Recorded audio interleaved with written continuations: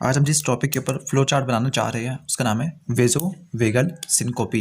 वेजो का मतलब यहाँ पे रिलेशनशिप वेसल से निकलेगा। वेगल का मतलब यहाँ पे 10th क्रेनियल नर्व यानी वेगस नर्व आके हार्ट रेट को कम करेगी। सिनकोपी का मतलब हार्ट रेट और कार्डिक आउटपुट की कम हो जाने की वजह से ब्रेन को ब्लड फ्लो कम मिलेगा, जिसकी वजह से फेंटिंग होगी, और वो फेंटिंग इमोशनल होगी यानी किसी इमोशनल स्टिमुलस की वजह से होगी, जिसकी वजह से इसको बोलेंगे वेजो वेगल सिनकोपी या फिर इमोशनल फेंटिंग। तो उसका फ्लो चार्ट भी इस तरह से बनाएंगे। स्टार्ट करते हैं इसके फ्लो चार्ट को। तो स्टार्ट करने से पहले अगर आपने चैनल को सब्सक्राइब नहीं किया तो चैनल को सब्सक्राइब कर लो और बेल आइकन को जरूर प्रेस कर लेना ताकि आपको नई आने वाली वीडियो सबसे पहले आपको मिले। तो अब स्टार्ट करते हैं वेजोवेगल सिनकोपी को। तो वेजोवेगल सिनकोपी इसका जो फ्लो चार्ट स्टार्ट होगा किसी न किसी इमोशनल स्टिमुलस से, वो डिस्टर्बिंग होगा, यानी लिख देते हैं यहाँ पर डिस्टर्बिंग इमोशनल स्टिमुलस। इसको मैं थोड़ा जूम कर लूँ ताकि आपको नजर आ जाए। डिस्टर्बिंग इमोशनल स्टिमुलस, वो disturbing emotional stimulus cerebral cortex के स्पेसिफिक सेंटर को एक्टिवेट करेगा जो कि थॉट को एलैबोरेट करता है। उसका नाम है प्रीफ्रंटल कॉर्टेक्स। तो यहाँ पे लिख देते हैं नेक्स्ट शुड बी द, पहले इमोशनल स्टिमुलस आया, उसने एक्टिवेट किया प्रीफ्रंटल कॉर्टेक्स को, वहाँ पे उसने थॉट को क्रिएट किया, ऐसी थॉट जो काफ़ी डिस्टर्बिंग थी। Disturbing thought in cerebral cortex.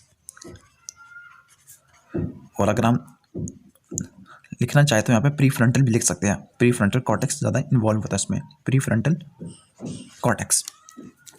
अब जो डिस्टर्बिंग थॉट क्रिएट होगी सेरिब्रल कॉर्टेक्स से, इसकी उम्दा एग्जांपल ये है कि अगर आप फॉर एग्जांपल किसी को हमारा कोई करीबी रिश्तेदार फोत हो जाए तो इसकी वजह से हमें चक्कर आ जाते हैं, हम बेहोश हो जाते हैं, तो भी वेजोवेगल सिनकोपी में आता है। तो इमोशनल स्टिमुलस मिला, फिर वो इमोशनल स्टिमुलस ने सेरिब्रल कॉर्टेक्स के अंदर डिस्टर्बिंग थॉट क्रिएट की, फिर वो डिस्टर्बिंग थॉट आगे हाइपोथैलेमस को इन्फॉर्मेशन देगी, और हाइपोथैलेमस लिम्बिक सिस्टम का एक हेडक्वार्टर है जिस पे सारी इन्फॉर्मेशन आती होती है लिम्बिक सिस्टम की, जैसे मूड्स, इमोशंस, ड्राइव्स। तो यहाँ पे लिख देते हैं वेजोडाइलेटरी।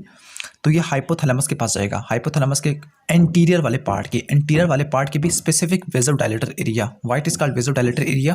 बिकॉज इसी एरिया ने सिंपैथेटिक वेजोडाइलेटर सिस्टम को कंट्रोल करना है, जिसको मैं बता चुका हूँ प्रीवियस वीडियो के अंदर। तो यहाँ पे लिख देते हैं vasodilatory area of anterior hypothalamus. यहाँ पे इंफॉर्मेशन सेरिब्रल कॉर्टेक्स से आई। इस हाइपोथैलेमस के एरिया ने दो काम करने हैं, इसने एक इन्फॉर्मेशन सिंपैथेटिक नर्वस सिस्टम को देनी है और दूसरी इन्फॉर्मेशन इसने देनी है मेडुला को। तो यहाँ पे देखते हैं, पहले यहाँ पर सिंपैथेटिक, इसमें इन्फॉर्मेशन देनी है सिंपैथेटिक वेजोडाइलेटर सिस्टम। इनके प्रीवियस वीडियो में हमने कहा था कि जो सिंपैथेटिक वेजोडाइलेटर सिस्टम था वो कंट्रोल होता था एंटीरियर हाइपोथैलेमस है। तो सिंपैथेटिक वेजोडाइलेटर सिस्टम या फिर नर्व्स बोल दूँ यहाँ पर।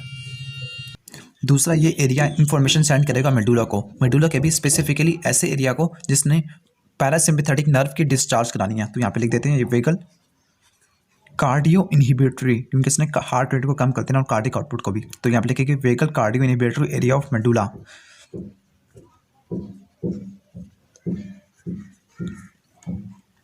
अब सिंपैथेटिक वेजोडाइलेटर सिस्टम का पहले रोल पढ़ लेते हैं, फिर हम वेगल कार्डियो इनहिबिटरी एरिया। दोनों एक ही काम करेंगे, हार्ट रेट को और कार्डिक आउटपुट को कम कर देगा। तो यहाँ पर चूंकि एंटीरियर हाइपोथैलेमस ने दो सिस्टम को एक्टिवेट किया, सिंपैथेटिक वेजोडाइलेटर सिस्टम को, दूसरा मेडुला के अंदर वेगल कार्डियो इनहिबिटरी एरिया को। जो सिंपैथेटिक वेजोडाइलेटर सिस्टम था, प्रीवियस वीडियो में हमने देखा था कि ये दो न्यूरोट्रांसमीटर रिलीज करता था, एक होता था एपिनेफ्रिन, यहाँ पर लिख देते हैं हम एपिनेफ्रिन, और दूसरा एसिटाइलकोलिन। एसिटाइलकोलिन ने निकोटिनिक रिसेप्टर पर जाके काम करना था, इसने नाइट्रिक ऑक्साइड की सिंथेसिस को बढ़ा देना था। लेकिन जो एपिनेफ्रिन है इसने बीटा-2 रिसेप्टर पर जाके काम करना था। यहाँ पर लिख देते हैं बीटा-2 रिसेप्टर, बीटा-2 एड्रेनर्जिक रिसेप्टर। एसिटाइलकोलिन और एपिनेफ्रिन दोनों की एक्शन प्रेफरेंशियली मसल्स के ऊपर होते हैं। तो यहाँ पे लिख देते हैं हम मसल्स। दोनों ने किस पे जाके काम करना है? मसल्स के ऊपर।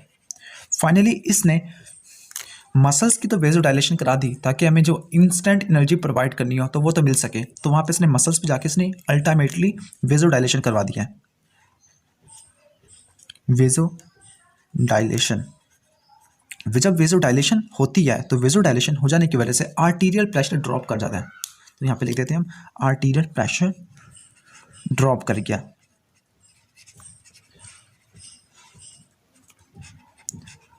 ये तो हो गया। दूसरी तरफ vagal cardio inhibitory area activate हुआ, उसने वेगस नर्व का डिस्चार्ज बढ़ा दिया, यानी 10th क्रेनियल नर्व की एक्टिवेशन ज़्यादा होगी। जब 10th क्रेनियल नर्व की एक्टिवेशन ज़्यादा होगी तो उसने हार्ट पे जाके हार्ट रेट को कम कर देना है और कॉन्ट्रैक्टिलिटी को भी कम कर देना है। तो यहाँ पे लिख देते हैं हार्ट, और हार्ट पे इसने हार्ट रेट को कम कर देना है, कॉन्ट्रैक्टिलिटी को कम कर देना है, और फाइनली यहाँ पे हार्ट रेट को नीचे डालना चाहिए था मुझे, हार्ट रेट को कम और कॉन्ट्रैक्टिलिटी को भी कम कर दिया, जिसकी वजह से कार्डियक आउटपुट भी कम होगी और जो